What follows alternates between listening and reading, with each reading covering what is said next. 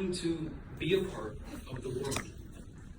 Many participate in different celebrations or holidays that are popular in the world.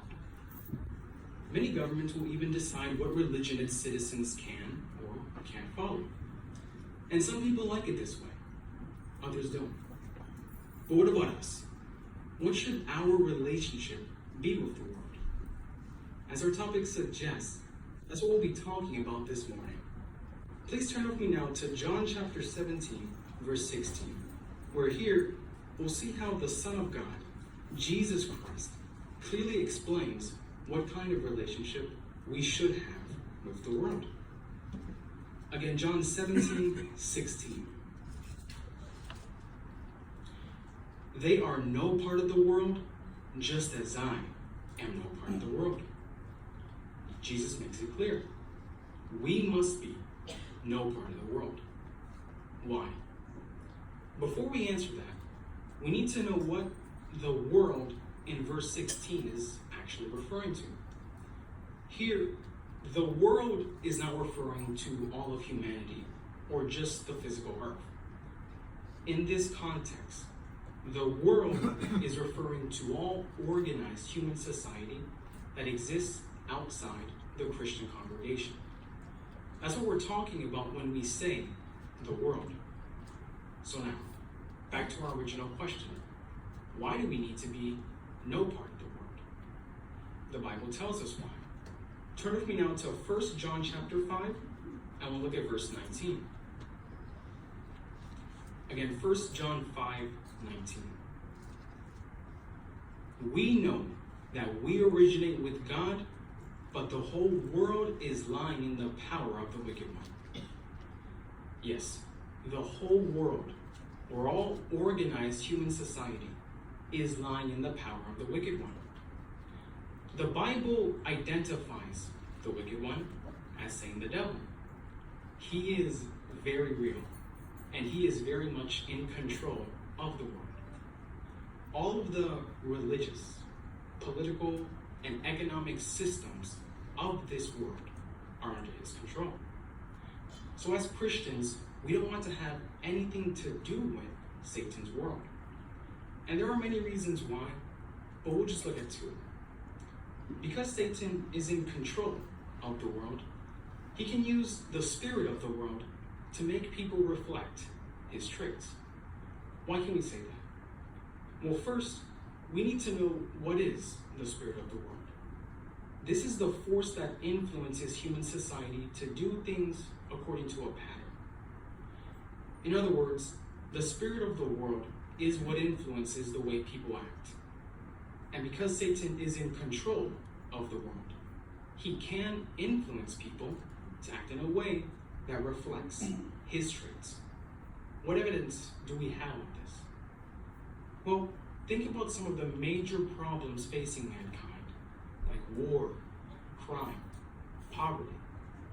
Problems that are a result of selfishness, dishonesty, cruelty, traits that do not originate with God, but are traits that the devil does possess. This is one reason why we don't want to be a part of the world. Another reason is Satan also uses the spirit of the world to make people rebel against Jehovah's standards. In the Bible, Jehovah's standards are clear as to what is right or wrong. In the Bible, Jehovah has shown us the best way to live because his standards cover all aspects of life. What each person's responsibility in the family is, how we can conquer negative traits or habits, what's the best way to worship God. Because Jehovah is our Heavenly Father, he has every right to set these standards. And although some may think that Jehovah's standards are restrictive, those of us that choose to follow them benefit because we're able to avoid so many problems in our lives.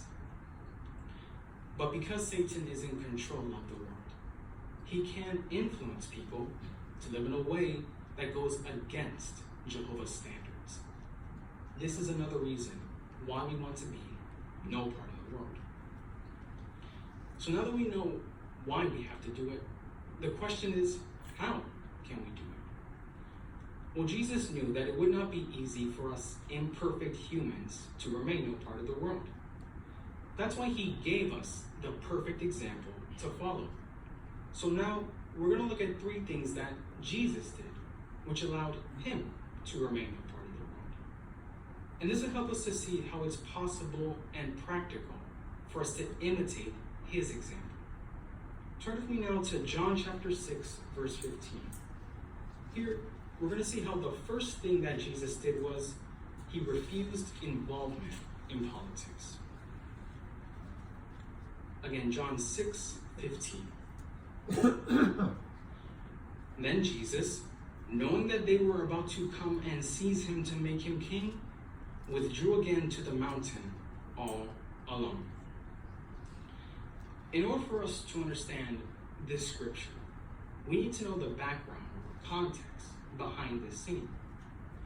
During this point in history, Israel was under Roman rule, and this caused a number of problems for everyday people. So try to put yourself in their shoes. You're just an everyday man or woman going about your business when, almost out of nowhere, you see this man perform a miracle. Early on in the chapter, Jesus had just fed thousands of people, men, women, children. Not only that, but he did it in an organized way. After seeing Jesus perform this miracle, it was only natural that some people wanted to make him a king, but he refused. Why? Why did Jesus not get involved in politics? The Bible tells us why. In John 18:36, when Jesus was being questioned by the Roman governor, he said, "My kingdom is no part of this world." Jesus was not sent to the earth to become a human king. When he was on the earth, he preached about God's kingdom, the benefits that government would bring to mankind. If he became a human king, his loyalty to God would have been divided. If he held this political position, how could he hold this political position and at the same time preach and teach about God's kingdom? It just wouldn't work. So what about us? What do we need to do? Well, just like Jesus, we have to remain neutral in politics. We don't pick sides. We don't get involved in conflicts. We don't get involved in media campaigns supporting one candidate or bashing another. As Christians, we are subjects of God's kingdom. That's the only government that we want to give our full support. So the political climate of our area or location really does not matter, because at the end of the day, God's kingdom will be the only power that rules mankind. And we want that to happen, because when we look around and see all the problems in the world, a world that Satan controls, it's clear why we need God's kingdom. So we don't get involved in the politics of this world. But we have to admit, it's not easy to do that. A lot of people right now are talking about politics. How do we respond when the subject is brought up to us? Can we confidently explain our Bible-based position? If not, doing some research or personal study in the Bible can help. Because doing this is one way that we can imitate Jesus and remain no part of the world. Turn with me now to Matthew chapter 8, verse 20. Here, we'll see how the second thing that Jesus did was he shunned materialism. Again, Matthew 8:20. But Jesus said to him, "Foxes have dens, and birds of heaven have nests, but the Son of Man has nowhere to lay down his head." When Jesus was speaking here, he was expressing the fact about how during his ministry, he did not have a permanent home that he could call his own, which many other people during that time did have. But why did he say that? He was the Son of Man, a perfect human being. He could have pursued any career that he may have wanted. One of the titles that Jesus held was the carpenter. Can you imagine the homes that could have been designed by Jesus? The furniture designed by him? How comfortable would it have been? How much money could he have made for himself? How well could he have taken care of his family? Why didn't Jesus do any of these things? When Jesus was on the earth, he had an assignment. And that assignment involved him preaching and teaching about God's kingdom. In order for him to accomplish that assignment, he had to make sacrifices. So when Jesus is speaking here, he's helping us to appreciate that if we're going to follow him, if we're going to imitate him, we're going to have to make sacrifices as well. One way that we do that is by seeking God's kingdom first. We can seek God's kingdom first by preaching and teaching about it, which is exactly what Jesus did. Right now, millions of true Christians around the world are focused on preaching and teaching about God's kingdom, whether it be a door-to-door ministry, personal home visits, letter writing, telephone witnessing, and the list goes on and on. No matter our circumstance, it is possible and practical for us to seek God's kingdom first. Doing this is another way that we can imitate Jesus and remain no part of the world. The final way that Jesus kept separate from the world was that he did not allow the world to influence him in any way. Now some may say, of course, he was perfect. And while that is true, that does not mean that he couldn't be tempted. In the past, Satan had successfully tempted one perfect person. So you can bet he would be willing to try again. But Jesus refused. Jesus resisted all the temptations that Satan threw at him. And when we see how he was able to do that, we can see how we can do the same when Satan tries to tempt us. Turn with me now to Luke chapter 4, and we'll look at verses 1 through 4 and see what temptation Jesus had to face. Again, Luke 4, 1 through 4. Then Jesus, full of Holy Spirit, turned away from the Jordan, and he was led about by the Spirit in the wilderness for 40 days, being tempted by the devil. And he ate nothing in those days. So when they had ended, he felt hungry. At this the devil said to him, "If you are a son of God, tell this stone to become a loaf of bread." But Jesus answered him, "It is written, man must not live on bread alone." Can you imagine how hungry Jesus must have been here? If you ever had to fast for some sort of medical procedure, you can relate on some level as to how Jesus may be feeling here. But at least in that environment, you're more than likely in some sort of medical facility or hospital, you're in AC. Here, Jesus was alone in the wilderness for 40 days and nights, being tempted by the devil, the ruler of this world.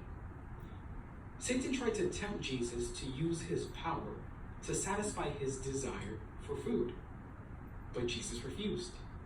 Jesus did not allow his desire to dominate him. But how was he able to do it? The key is in verse 4. Jesus answered him, "It is written." Because of the knowledge that Jesus had, he knew exactly what Jehovah expected of him. So he knew that Jehovah would not approve of him using his power in this way. That's how he was able to resist. So what about us? How can we resist Satan's temptations that he throws at us? Well, just like Jesus, we have to know what Jehovah expects of us. And because we're imperfect, the only way we can know that is by doing a study of the Bible. Studying the Bible will help us to learn everything of Jehovah's expectations. He's already told us what he expects of us. We just need to be willing to learn what those expectations are. But simply knowing what Jehovah's expectations are is not enough. Eve knew what Jehovah expected of her, but she still made the choice to give in to the temptation that Satan presented. So after we know what Jehovah expects of us, when we're then confronted with Satan's temptations, we have to make the same choice that Jesus did and reject those temptations immediately. When we do that, we can resist temptation, because by doing that, we're letting the Bible direct our thinking and our actions. When we do all these things, now we can imitate Jesus and remain no part of the world. But now, there's a question we need to ask, which is, how will the world respond? If we focus on seeking God's kingdom first, the world will just let us do our own thing, right? No. During the first century, after Jesus had died, many of his followers who made the choice to remain no part of the world were persecuted, hated, some were even killed. But what assurance did Jesus give them, and by extension, us today, who make the same choice to remain no part of the world? Turn with me now to John chapter 16, verse 33. Again, John 16, 33. I have said these things to you so that by means of me you may have peace. In the world you will have tribulation, but take courage. I have conquered the world. Here, Jesus is assuring us that no matter what tribulation we may be facing, it is possible for us to conquer the world just as he did. We can conquer the world in two ways. The first is by conquering pride. Jesus taught his followers how to conquer pride by being humble and willing to serve others. Doing that is not a sign of weakness, because Jesus was humble and willing to serve others. Turn with me now to Luke chapter 22, starting in verse 25. Here, we'll see a situation developing where the apostles were having a dispute, or really an argument among themselves over who was greatest. And instead of simply reminding them that he was the Christ, notice how Jesus kindly corrects them.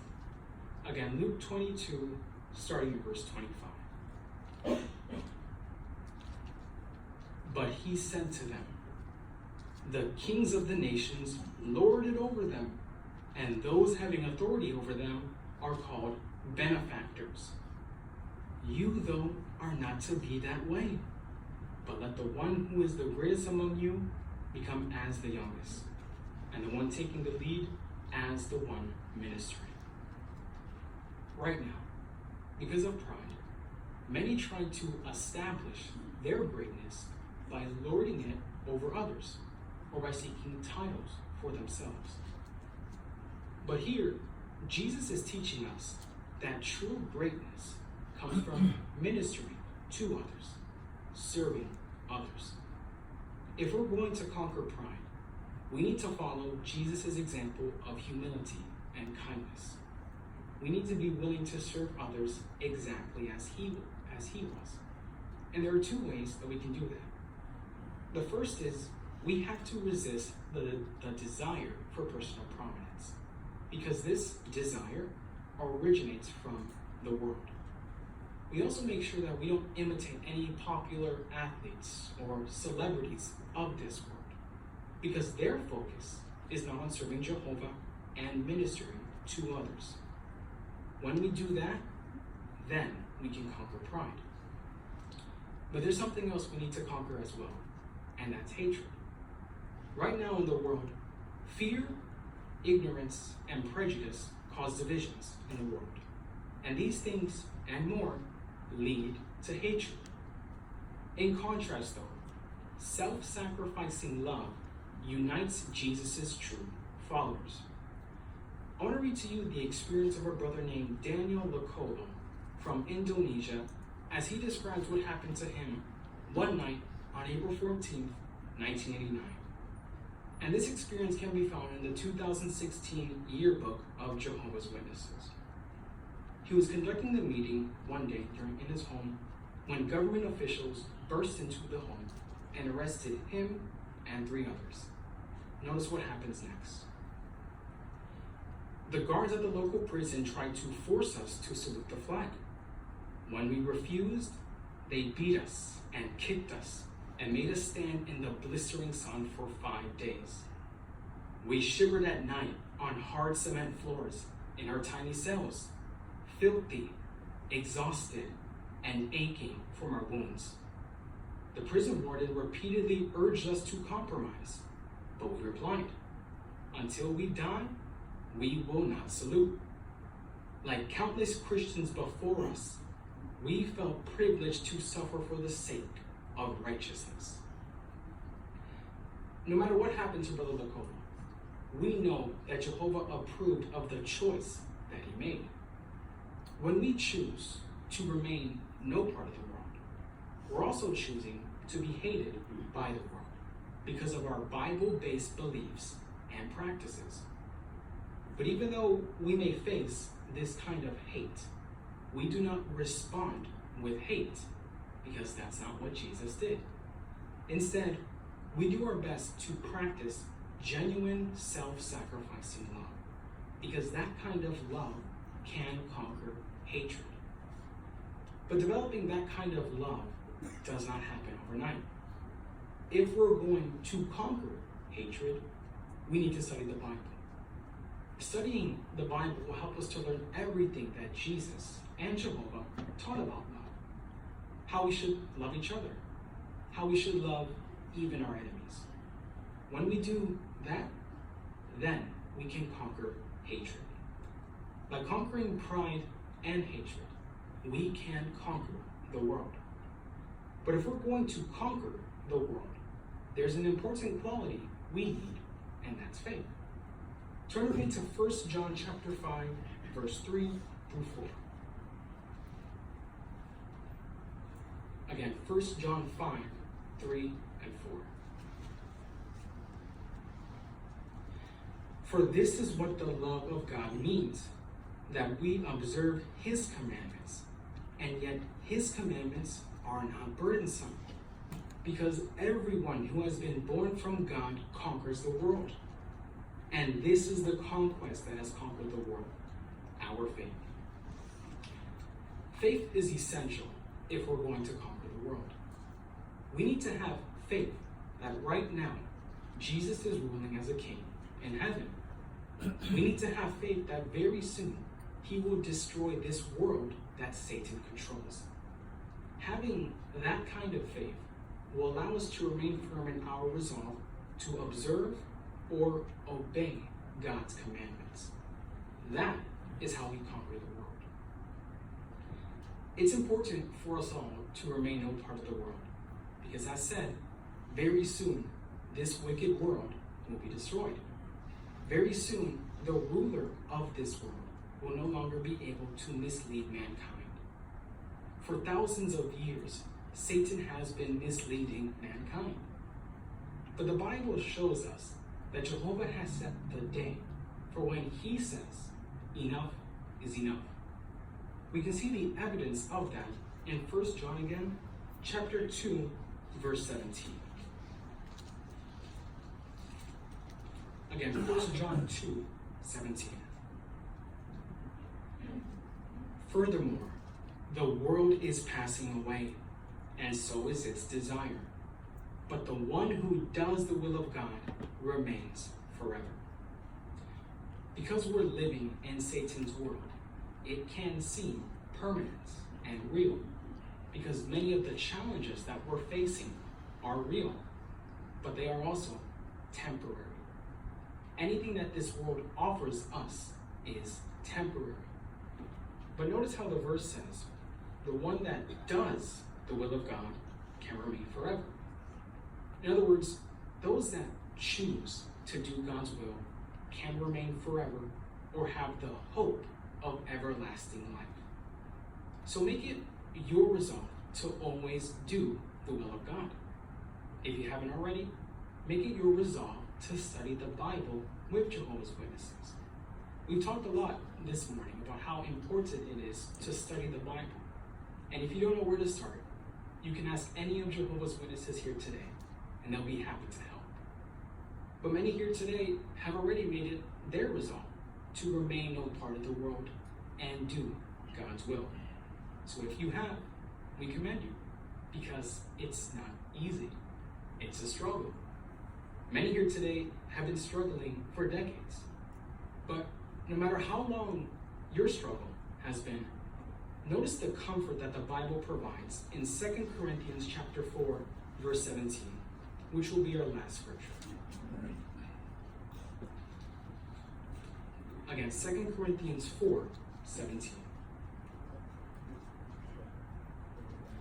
For though the tribulation is momentary and light, it works out for us a glory that is more and more surpassing greatness and is everlasting.